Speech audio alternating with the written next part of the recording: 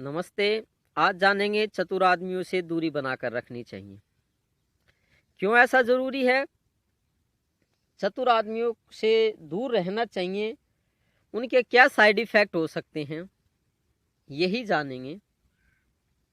चतुर आदमी से हमें थोड़ा बहुत फायदा हो सकता है, लेकिन वो हमें किसी बड़ी समस्या में भी फंसा सकते हैं या डाल सकते हैं या इंक्लूड कर सकते हैं। चतुर आदमी थोड़ा सा फायदा दे करके बाद में अपनी राय से, अपने सुझाव से हमें किसी बड़े मुकदमे में फंसवा सकते हैं। वो पूरी जिंदगी वो मुकदमा चल सकता है और बाद में सजा भी हो सकती है। तो चतुर आदमी शुरू में तो दिखाई देगा कि हमें कुछ फायदा दे रहा है, थोड़े बहुत फायदे हमें लगेंगे, लेकिन ज्यादा गहराई से उसकी बातों को नहीं मानना चाहिए।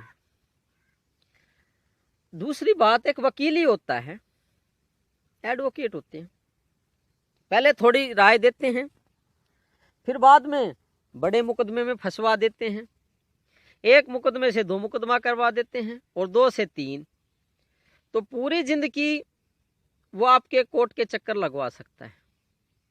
हो सकता है आपको कोई थोड़ा बहुत फायदा हो जाए, वो हो सकता है, लेकिन एक तो बात देखें कि पहली बात तो ये कि एक छोटे से फायदे के लिए हमें पूरी जिंदगी कोर्ट के चक्कर लगाने पड़ेंगे,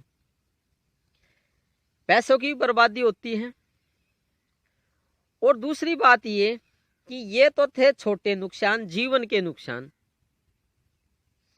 अब पूरी जिंदगी कोर्ट के चक्कर लगाओगे, पूरी जिंदगी किसी मैटर में पड़ोसियों के साथ उलझे रहोगे, किसी जमीन के मैटर में, किसी जमीन के मामले में आपको अटका सकते हैं और आपका झगड़ा करवा सकते हैं। आप पूरी जिंदगी उस जमीन के झगड़े में लगे रहोगे, तो राम भजन कब करोगे भाई? उस परम सत्ता को कब जानोगे? उससे प्रेम भाव कब निभाओगे?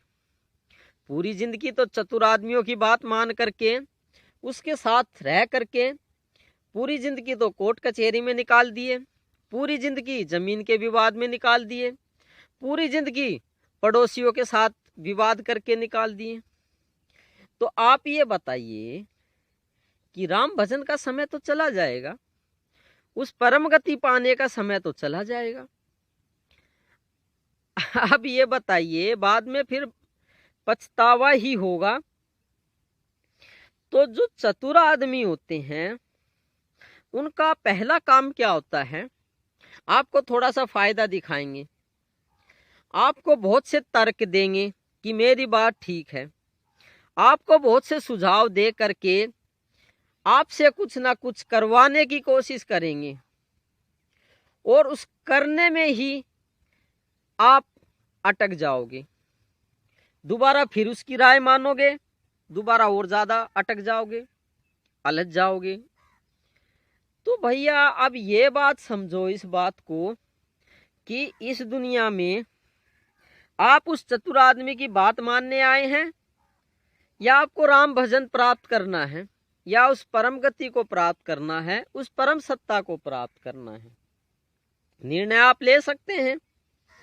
स्कूल में, कॉलेज में, गांव में, अपने आस पड़ोस में आपके पास चाय पानी पे, हुक्के पे ऐसे चतुर आदमी आपको मिल सकते हैं। उनकी बातों में ना आकर के राम भजन पुगाने चाहिए, राम भजन में प्रगति करनी चाहिए, उस भगवत्ता को पाने के लिए यत्नशील रहना चाहिए। वो चतुर आदमी कोई भी हो सकता है, आपके घर परिवार का भी हो सकता है। बिल्कुल इस बात से सचेत रहें कि चतुर आदमी घर परिवार का हो सकता है। और दूसरी बात, जब आप ज्यादा अटक जाएंगे किसी भी समस्या में, तो आपका साथ भी छोड़ देंगे। चतुर आदमी की ये पहचान होती है, आपको अटका देंगे और बाद में आपका साथ छोड़ देंगे। तो किसी भी चतुर आदमी के कहने पे ज्यादा कोर्ट कचहरी, मुकदमा, ज्यादा उनकी बातों में ना आकर के ज़्यादा पंचायती ना बन करके, ज़्यादा पंचायत में ना जा करके राम भजन में ध्यान देना चाहिए। तो राम भजन ही सर्वोत्तम है। उस मालिक को पाने की कोशिश करें, ऐसी मैं उम्मीद करता हूँ आपसे। और एकांत में बैठ करके उन चतुर आदमियों को दिमाग में छाट लेंगे जो जो आपसे चतुराई का प्रयोग करते हैं, और उनसे आप धीरे धीरे, एकदम तो नहीं हुआ जाएगा, दूरी बना करके रखेंगे और राम भजन की तरफ अपने दिमाग को शिफ्ट कर लेंगे, अपने मन को उस मार्ग पे लगा लेंगे। तो कुछ समझ में आया? चतुर आदमियों के फायदे से दूर रहें और गुरु के सानिध्य में रह के ज्ञान प्राप्त करने की कोशिश करें, सर्वोत्तम रहेगा। इससे उत्तम कुछ नहीं है। तो धन्यवाद, काफ़ी बोल चुके आज के लिए। तो छटनी शुरू कर दीजिए चतुर आदमियों की।